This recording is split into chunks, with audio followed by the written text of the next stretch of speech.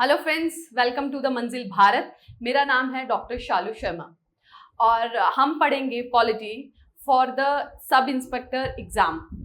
आप कोई भी एग्ज़ाम की प्रिपरेशन कर रहे हो, चाहे वो कांस्टेबल का एग्ज़ाम हो, सब इंस्पेक्टर का, एनटी का एग्ज़ाम हो, स्टेट सिविल सर्विसेज हो, सेंट्रल सिविल सर्विसेज हो, किसी भी एग्ज़ाम, कॉम्पिटिटिव एग्ज़ाम की अगर आप तैयारी कर रहे हैं और वहाँ पे जीएस पोर्शन है, तो polity is a very important component of that general study portion. Polity एक ऐसी चीज है जिससे क्वेश्चंस मैक्सिमम डिराइव होते हैं हर एक एग्जाम में। और डिपेंड करता है कि आपको पॉलिटी को कितने डिटेल में, कितनी डेप्थ पे पढ़ना है, कितने ज्यादा उसके कंटेंट को पढ़ना है, ये वेरी करता है फ्रॉम एग्जाम टू एग्जाम। इसी को कहते हैं स्मार्ट स्टडी। जब आप एग्जाम ओरिएंटेड स्टडी करते हैं, एग्जाम ओरिएंटेड, आप अगर कंटेंट देखने जाएं, अगर आप मटेरियल ढूंढने जाएं, तो आपको इंटरनेट पे बहुत मटेरियल मिलेगा, बुक्स भी आपको न्यूमरस अवेलेबल है मार्केट में। बट पॉइंट यहां आता है कि आपको चूज जब करना होता है कि आपको पढ़ना क्या है, what you have to study.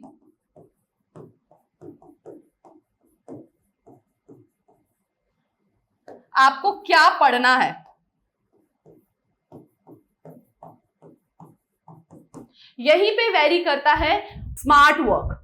Hard work तो जरूरी है ही है, बट हार्ड वर्क के साथ स्मार्ट वर्क जब मिलता है तो जो सक्सेस है उसका जो प्रोबेबिलिटी है वो इंक्रीज हो जाती है। और वो वहीं से बढ़ती है जब आपकी जो स्ट्रेटेजी है, आपकी जो डायरेक्शन है, गाइडलाइन से बिल्कुल क्लियर है, सही है, कि आपको पता है कि आपके एग्जाम की क्या डिमांड है और आपको क्या पढ़ना है। मटीरियल तो न्यूमरस अवेलेबल है, ठीक है। तो जब पॉलिटी की बात की जाए, क्योंकि हम पॉलिटी पढ़ेंगे, तो अभी तो सब इंस्पेक्टर की पोस्ट जस्ट रेफर हुई हैं, फॉर्मल एडवर्टीजमेंट आउट नहीं हुई है, सिलेबस आउट नहीं हुआ है। बट आज के कॉम्पिटिटिव एरा में जहां पे 0% पे न्यूमरस स्टूडेंट्स होते हैं, एक नंबर पे, एक पॉइंट पे आप लिस्ट से आउट हो सकते हैं, आप बैठ के वेट नहीं कर सकते फॉर्मल एडवर्टीजमेंट का। आपको अपनी प्रिपरेशन स्टार्ट करनी होगी। जैसे आपको पता चलता है कि कोई रिक्रूटमेंट आने वाली है, कोई वैकेंसीज आउट होने वाली है, आपको उसी दिन से अपनी प्रिपरेशन स्टार्ट करनी होती है, तभी आप बाकियों से एक एज आगे रह सकते हैं, ठीक है। तो अभी हमारे पास फॉर्मल सिलेबस नहीं है, बट प्रीवियस सिलेबस देखें तो मेंशन था पॉलिटी एंड गवर्नेंस।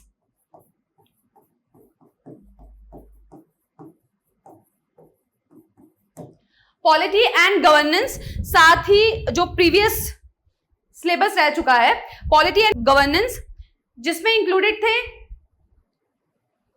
साथ ही इसमें मेंशन था पॉलिटिकल सिस्टम,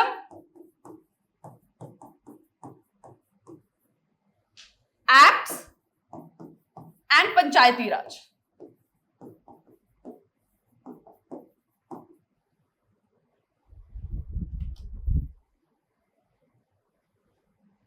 Yes.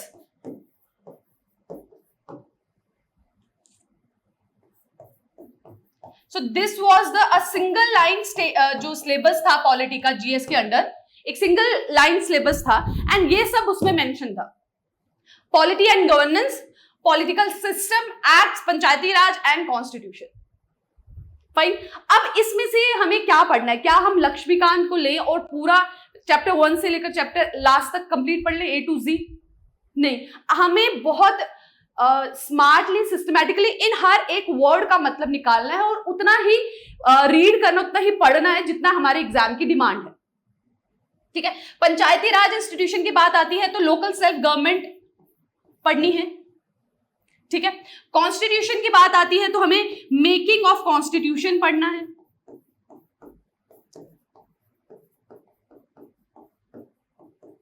एक्ट्स की बात आती है तो important acts pre independent India के भी, ठीक है, जिसमें 1909 का, 1919 का, 1935, इसके इंपॉर्टेंट प्रोविजंस वो सब पढ़ने हैं। पॉलिटिकल सिस्टम की बात करें तो पॉलिटिकल सिस्टम से मतलब है कि हमारे देश में किस तरह से एडमिनिस्ट्रेशन, गवर्नमेंट चलती है। तो हमारे देश में पॉलिटिकल सिस्टम क्या है? पार्लियामेंट्री फॉर्म ऑफ गवर्नमेंट है,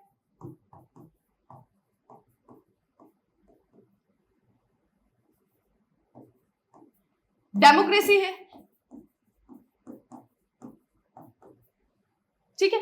तो पार्लियामेंट्री फॉर्म गवर्नमेंट में स्टेट लेजिस्लेचर भी आता है, पार्लियामेंट भी आता है, वो कंप्लीट में पढ़ना है। जब पॉलिटी एंड गवर्नेंस की बात करते हैं तो हमें पढ़ना है प्रियम्बल, फंडामेंटल राइट्स, डीपीएसपी, साथ में फंडामेंटल ड्यूटीज। गवर्नेंस की बात करें तो इंपॉर्टेंट कॉन्स्टिट्यूशन के अंडर इंपॉर्टेंट कॉन्स्टिट्यूशनल बॉडीज भी आ जाएंगी।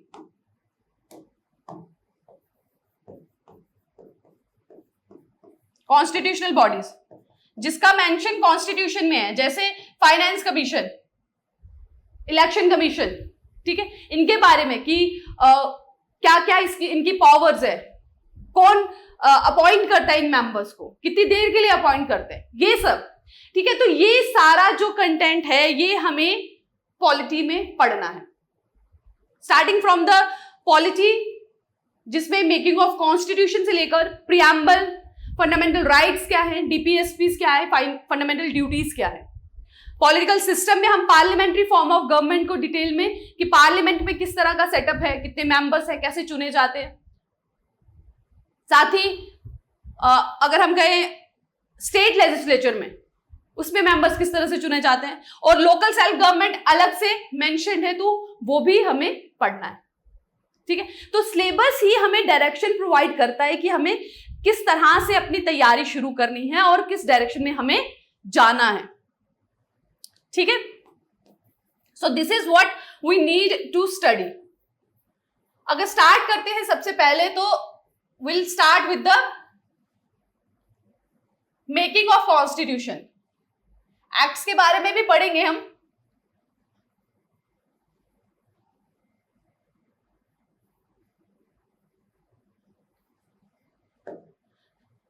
सो मेकिंग ऑफ कॉन्स्टिट्यूशन, पर ये देखने से पहले, ये पढ़ने से पहले हमें ये जानना होगा कि कॉन्स्टिट्यूशन है क्या। ये जो बार बार कॉन्स्टिट्यूशन की बात हो रही है हमारे सिलेबस में मेंशन है, व्हाट इज इट। कॉन्स्टिट्यूशन जो है that is a supreme law of land. देखिए, आप एक एग्जांपल लीजिए। आप अगर कोई गेम खेल रहे हैं, ठीक है, आपके आस पड़ोस में बच्चे भी गेम खेलते होंगे। नॉर्मली अगर नेशनल लेवल पे आप कोई भी गेम लेते हैं, आप क्रिकेट ले लें, आप टेनिस ले लें, आप फुटबॉल ले लें, हर गेम के कुछ रूल्स होते हैं, कुछ रेगुलेशंस होते हैं कि अगर आप अगर फुटबॉल का अगर हम एग्जांपल लेते हैं तो उसमें रूल्स होते हैं कि अगर आपकी बॉल हाथ से टच हो जाती है तो it is considered as a foul, ठीक है। सिर्फ हाथ से सिर्फ गोलकीपर ही टच कर सकते हैं। कितने प्लेयर्स होने चाहिए, अगर आपने एक दूसरे को धक्का दिया तो कार्ड इशू हो जाते हैं। तो ये हर एक जो गेम है उसमें रूल्स होते हैं, और रूल्स का फायदा क्या होता है। पहला तो ये कि उस रूल्स के बेसिस पे आप गेम्स को डिफरेंशिएट कर सकते हैं। अगर आप क्रिकेट को लेंगे तो भाई क्रिकेट में 11 प्लेयर्स हैं, आप एक बॉल आपको चाहिए, एक बैट चाहिए, रूल्स डिफरेंट है, ठीक है। फुटबॉल को अगर आप लेंगे या आप टेबल टेनिस को फॉर दैट मैटर लेंगे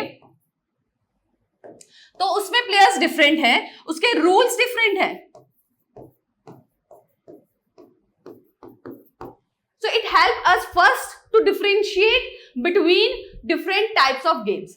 और दूसरा, अगर तो रूल्स एंड रेगुलेशन कुछ बने हुए हैं जिनको सभी प्लेयर्स फॉलो करते हैं, उससे फायदा क्या होता है कि कंफ्लिक्ट नहीं होता।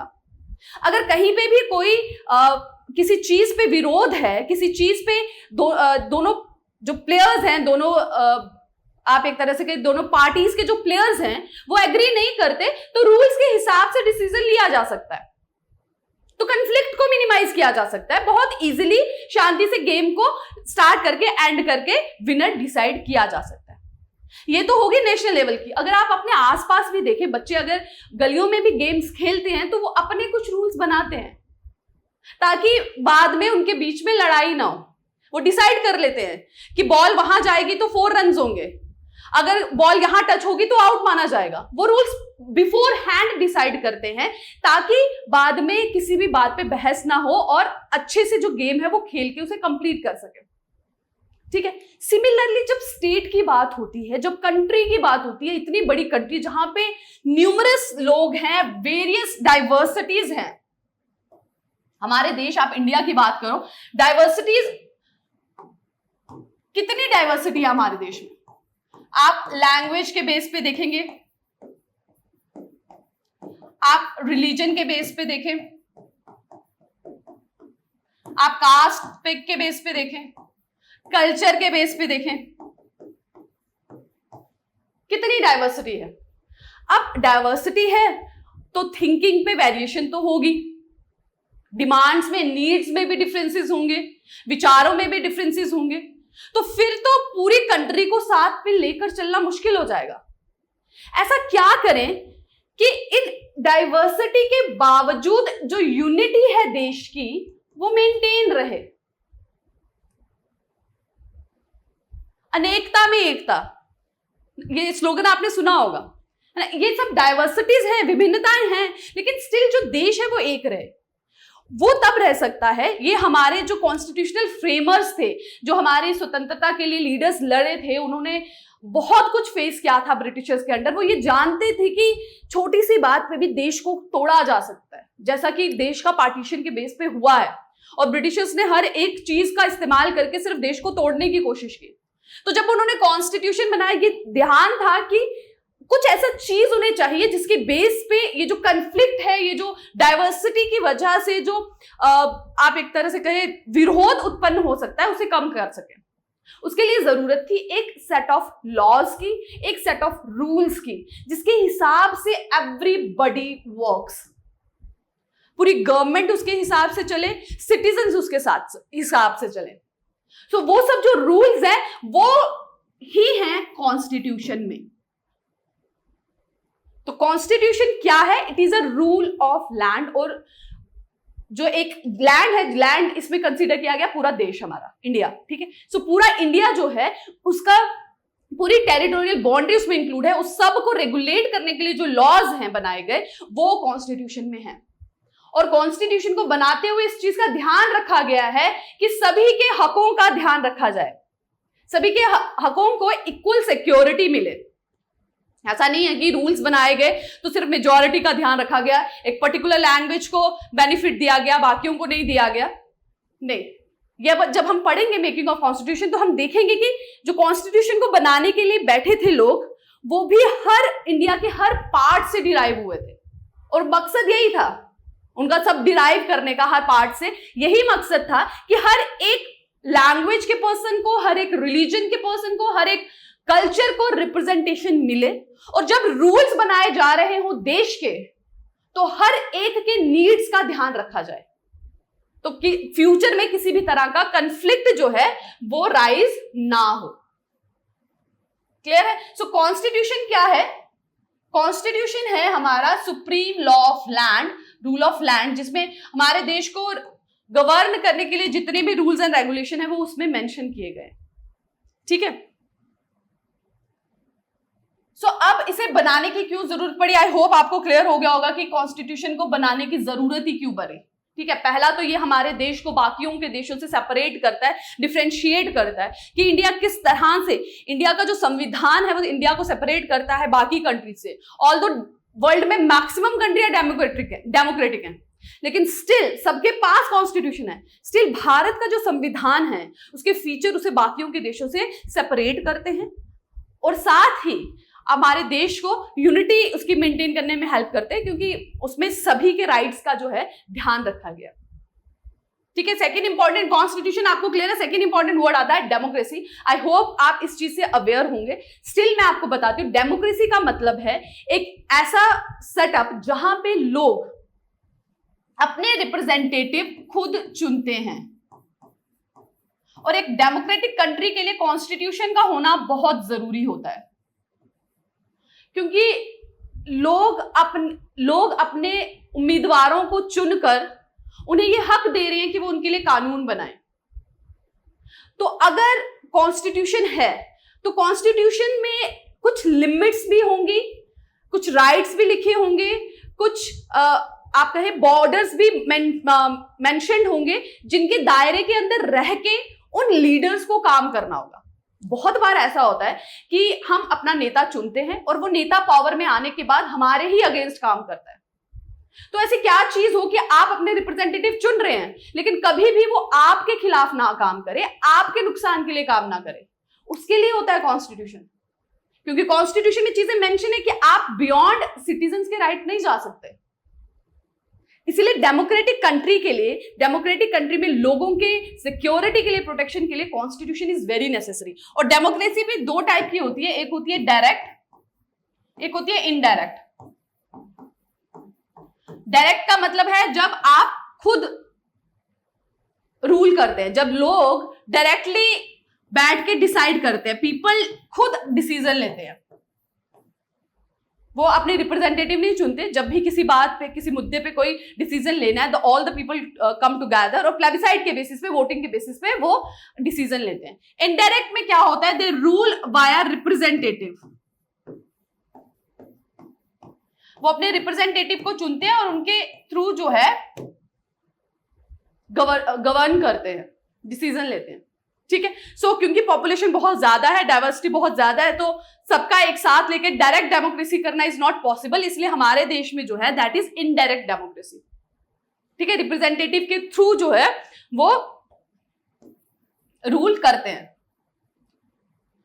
अब मेकिंग ऑफ कॉन्स्टिट्यूशन में आते हैं कि हमारा संविधान जो है उसे बनाने की जो शुरुआत है वो कैसे हुई। जरूरत तो आप समझ गए कि जरूरत क्यों है, और ये सब जो हमारे उस टाइम के जो लीडर्स थे, फ्रीडम फाइटर्स, वो इस चीज को देख रहे थे कि देश में डाइवर्सिटी बहुत ज्यादा है, तो कुछ ऐसे रूल्स एंड रेगुलेशन की जरूरत है जिसके हिसाब से ही गवर्नमेंट काम करे, और उन रूल्स एंड रेगुलेशन में सबके नीड्स का ध्यान रखना जरूरी है। तो जो पहले वाला, जो फर्स्ट टाइम आइडिया ओरिजिनेट होता है that is in M.N. Roy, जो कि कम्युनिस्ट पार्टी के लीडर थे। ये फर्स्ट टाइम जो कॉन्स्टिट्यूएंट असेंबली फॉर्म करने का आइडिया जो है वो इनके माइंड में अराइज होता है, M.N. रॉय। कॉन्स्टिट्यूएंट असेंबली मतलब कॉन्स्टिट्यूशन को बनाने के लिए जो समिति बनाई जाएगी, जो ऑर्गेनाइजेशन यू कैन से बनाई जाएगी, that is called constituent assembly. और फाइनली ये डिमांड रखी जाती है 1934 में। ये डिमांड जो है, आइडिया जो है, ये ओरिजिनेट होता है 1934 में। लेटर ऑन जो ब्रिटिश सरकार है वो इस डिमांड को एक्सेप्ट करती है इन 1940 बाय ऑगस्ट ऑफर। वो time to time various proposal लाते रहे थे। और आप देखिए ये जो 1940 का जो टाइम पीरियड है, ये कौन सा टाइम पीरियड है? 1939 से 1945 तक चलती है वर्ल्ड वॉर 2, और 1940 उसी के दौरान का टाइम है।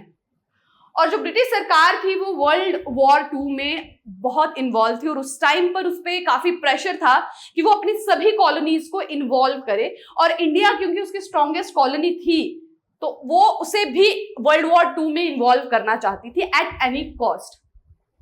बट जो इंडिया के फ्रीडम फाइटर्स थे वो नहीं चाहते थे वर्ल्ड वॉर में इन्वॉल्व होना अनटिल अनलेस उनको ये क्लैरिटी मिले कि उन्हें वर्ल्ड वॉर के बाद फ्रीडम दे दी जाएगी और कॉन्स्टिट्यूएंट असेंबली बनाई जाएगी।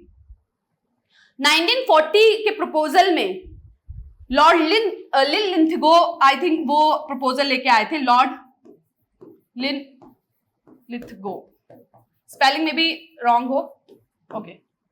सो ये लेके आए थे प्रपोजल, और इस प्रपोजल की जो मेन प्रॉब्लम थी दैट वाज कि अभी भी ये कहा जा रहा था कि भारत को डोमिनियन स्टेटस ही दिया जाएगा।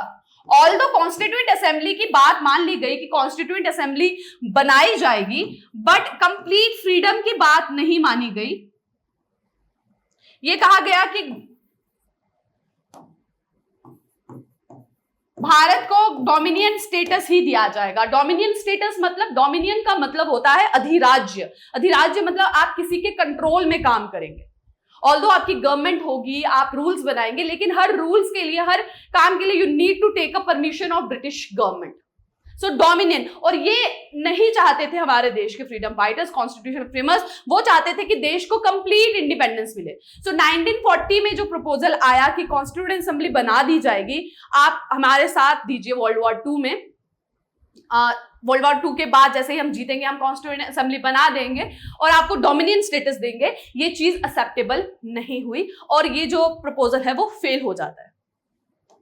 ठीक है, लेटर ऑन 1942 में आता है क्रिप्स मिशन। क्रिप्स मिशन में भी ये एक्सेप्ट किया गया था, कॉन्स्टिट्यूएंट असेंबली की डिमांड को एक्सेप्ट कर लिया गया था, बट स्टिल जो है क्योंकि उस टाइम पे बहुत सी पार्टीज ओरिजिनेट हो चुकी थी, मेन आईएनसी तो थी ही, इंडियन नेशनल कांग्रेस तो वर्क में थी, मुस्लिम लीग जो थी उसके भी कुछ डिमांड्स थे। सो क्रिप्स मिशन जो आता है दैट इज 1942,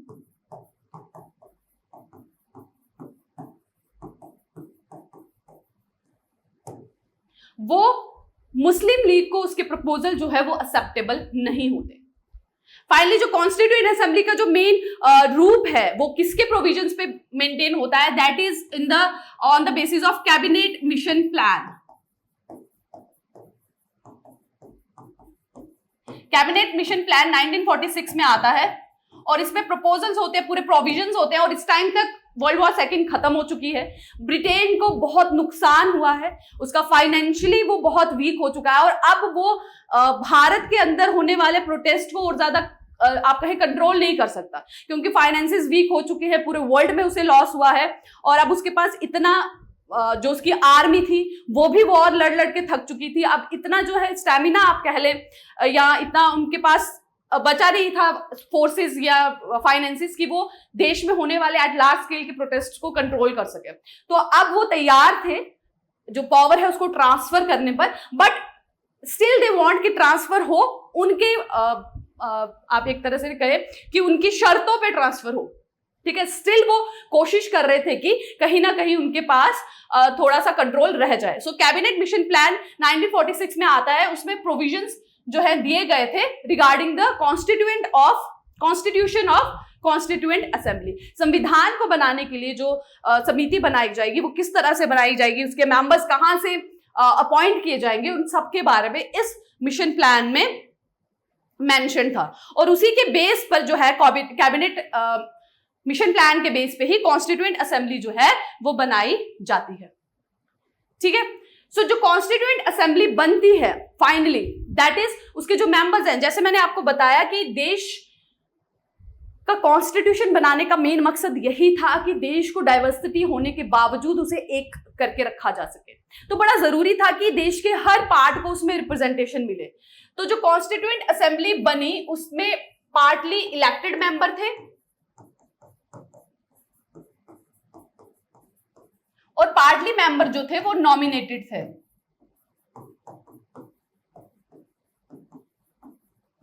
इलेक्टेड मेंबर जो थे वो आए थे प्रोविंसेस से। प्रोविंसेस मतलब जो स्टेट्स उस टाइम पे होती थी वहां पे गवर्नर जनरल रूल करते थे, स्टेट्स को प्रोविंसेस कहा जाता था। एंड पार्टली नॉमिनेटेड कहां से आए थे, प्रिंसली स्टेट से। प्रिंसली स्टेट वो जगहें थी जहां पर स्टिल राजा किंग रूल करते थे, although actual control was in the hand of British सरकार, ठीक है। वो सिर्फ कहने के लिए पपेट रूलर ही थे किंग, बट स्टिल आप एक तरह से कहे सिर्फ नॉमिनल हेड सॉर्ट ऑफ वहां पे वो थे। तो प्रिंसली स्टेट से जो भी मेंबर्स गए वो नॉमिनेट किए गए, उनकी इलेक्शन नहीं हुई, वो नॉमिनेट किए गए वहां के किंग्स के थ्रू एंड प्रोविंसेस, और जो प्रोविंसेस से जो मेंबर थे वो इलेक्ट करके गए थे, ठीक है। और जो भी इलेक्शन यहां पर हुई थी दैट वाज इनडायरेक्ट इलेक्शन। अभी जैसे मैंने आपको पहले समझाया कि एक डेमोक्रेसी होती है डायरेक्ट, एक होती है इनडायरेक्ट। इनडायरेक्ट होती है जहां पे आप अपने रिप्रेजेंटेटिव के थ्रू रूल करते हैं, आप अपने नेता चुनते हैं, वो पार्लियामेंट में बैठते हैं, वो लेजिस्लेटिव असेंबली में बैठते हैं और उनके थ्रू आप रूल करते हैं, ठीक है, आप लॉज बनाते हैं। सो इनडायरेक्ट इलेक्शन का क्या मतलब हुआ, यहां पे ये हुआ कि जो मेंबर्स ऑलरेडी पॉपुलेशन ने चुने हैं प्रोविंशियल गवर्नमेंट में, वो मेंबर्स ही कॉन्स्टिट्यूएंट असेंबली के मेंबर्स को चुन के भेजेंगे, ठीक है। प्रोविंशियल, क्योंकि आप देखिए ये कब की बात हो रही है, ये इंडिपेंडेंस की पहले की बात हो रही है, 1946 की बात है। वहां पे उस टाइम पे इलेक्शंस कंडक्ट कराना स्टार्ट कर दिया था ब्रिटिश सरकार ने। इलेक्शन कंडक्ट कराते थे लेकिन जो वोटिंग का राइट था वो बहुत लिमिटेड था, सबको राइट नहीं था, कुछ लोगों को राइट था, वुमेन्स को राइट नहीं था, बट मैक्सिमम पीपल को राइट्स था on the basis of religion, उन्होंने लेटर ऑन राइट्स प्रोवाइड किए थे। तो वो लोग जो हैं वोटिंग के थ्रू अपने रिप्रेजेंटेटिव को चुनते थे लेजिस्लेचर के लिए, लेजिस्लेचर इज दैट ऑर्गन जो कानून बनाता है, ठीक है। तो प्रोविंसेस के जो कानून बनाते थे वो होते थे प्रोविंशियल असेंबलीज।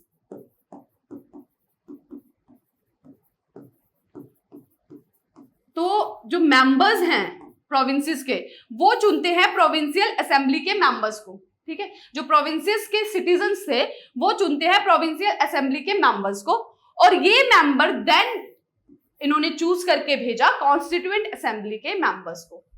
तो एक्चुअल में ये मेंबर्स किसको रिप्रेजेंट कर रहे हैं?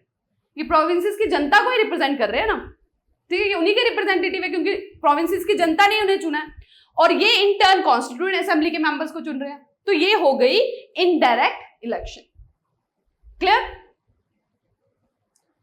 स्ट्रेंथ की बात करें तो टोटल स्ट्रेंथ थी 389 वाज द टोटल स्ट्रेंथ, जिसमें से 296 जो थी ब्रिटिश इंडिया से और 93 was from princely state. British India जो प्रोविंसेस हैं, ठीक है, और 93 प्रिंसली स्टेट जो मैं आपको एक्सप्लेन कर चुकी हूं, दैट इज जहां पे अभी भी राजा महाराजाओं का कंट्रोल था, just for the as a nominal head, सिर्फ नाम के लिए। Actual control was with the British India.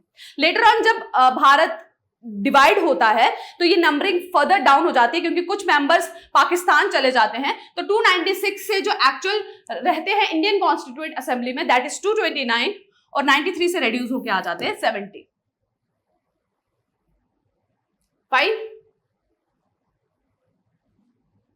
So 229 and 70 actually में जब बना था that was 389 and later on it was 229 and 70।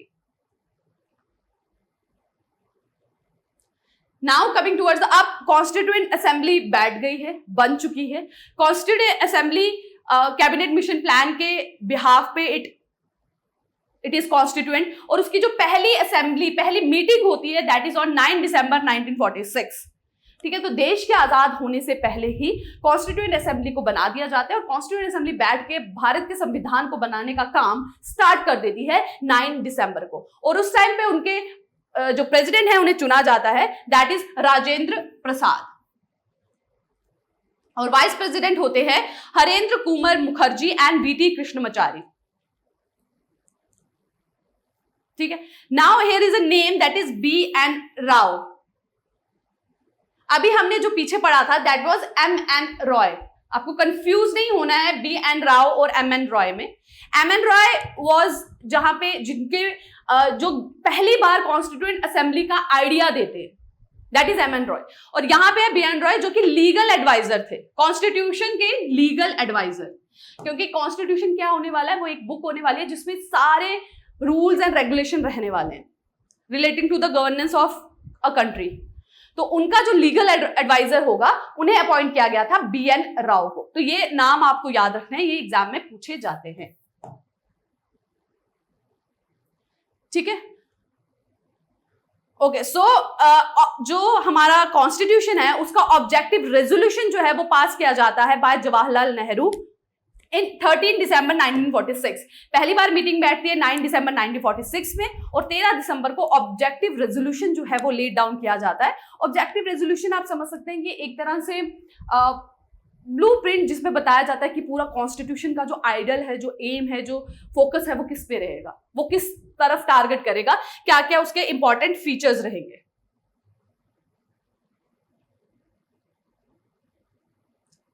Fine. Preamble हम एक सेपरेट वीडियो लेक्चर में कंप्लीट में पढ़ेंगे। आज हम सिर्फ वीडियो ये जो मेकिंग ऑफ कॉन्स्टिट्यूशन है कि किस तरह से वो बना है, किस तरह से वो बनके तैयार होता है, उसी पे हम फोकस करेंगे। फाइन। सो फाइनली जो हमारा कॉन्स्टिट्यूशन है वो बनके तैयार हो जाता है। फाइनली इट गेट रेडी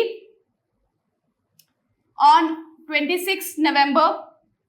आप देख रहे हैं it is first started in 6 दिसंबर 1946 को इसकी पहली मीटिंग होती है, और 26 नवंबर 1949 को फाइनली ये अडॉप्ट कर लिया जाता है, ठीक है। तो ऑलमोस्ट 2 साल 11 महीने और 18 दिन का टाइम जो है इसे लगता है। पूरे कॉन्स्टिट्यूशन को बनाने में। और कॉन्स्टिट्यूशन को बनाने में उस टाइम के जितने भी मेजर मेजर लीडर्स थे उन्होंने पार्टिसिपेट किया except Mahatma Gandhi. Mahatma Gandhi was not in the constituent assembly, he was not the member of constituent assembly, लेकिन स्टिल वो मेंबर नहीं थे, लेकिन उनकी आइडियोलॉजीज को, उनके आइडियाज को, उनके प्रिंसिपल्स को कॉन्स्टिट्यूशन में इनकलकेट किया गया है, उसे इन्वॉल्व किया गया है। तो 26 नवंबर 1949 को ये अडॉप्ट होता है और 26 जनवरी 1950 को ये फाइनली इनैक्ट कर दिया जाता है एज अ, जिस दिन हम सेलिब्रेट करते हैं अपना रिपब्लिक डे।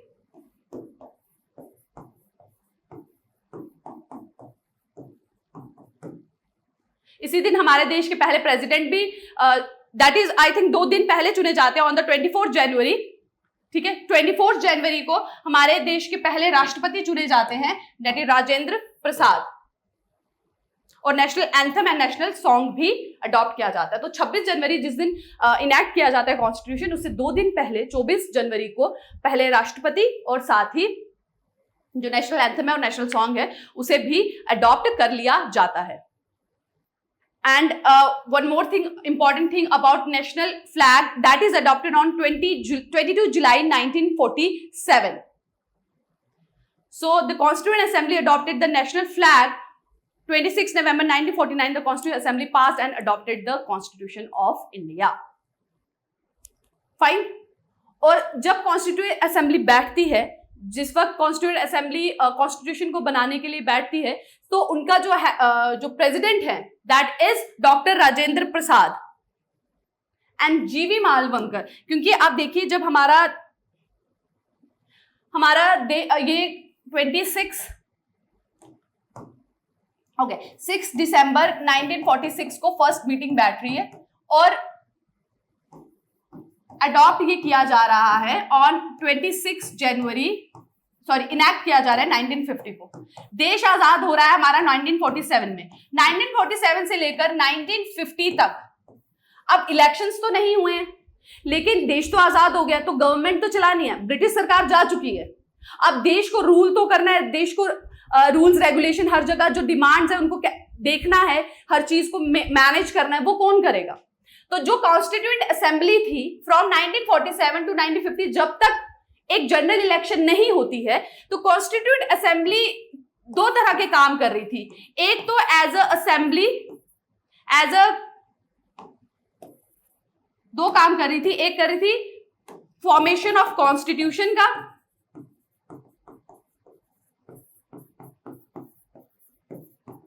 और एक ये काम कर रही थी एज अ लेजिस्लेटिव बॉडी, कानून बनाने की। उस टाइम तक जो भी कानूनों की जरूरत बनी, क्योंकि जनरल इलेक्शन हुए नहीं हैं और ये जो मेंबर्स थे वो भी इनडायरेक्टली इलेक्ट लोगों के द्वारा ही किए गए थे, तो जब तक जनरल इलेक्शन होते हैं कॉन्स्टिट्यूएंट असेंबली के मेंबर्स ही 2 तरीके के काम करते हैं, एक फॉर्मेशन ऑफ कॉन्स्टिट्यूशन और second as a legislative body. तो जब वो कॉन्स्टिट्यूशन को फॉर्मेशन की तरह काम कर रहे थे, तो राजेंद्र प्रसाद जी उनकी मीटिंग्स को प्रिसाइड करते थे, and when it act as a legislative body then G V Mavalankar presides the body.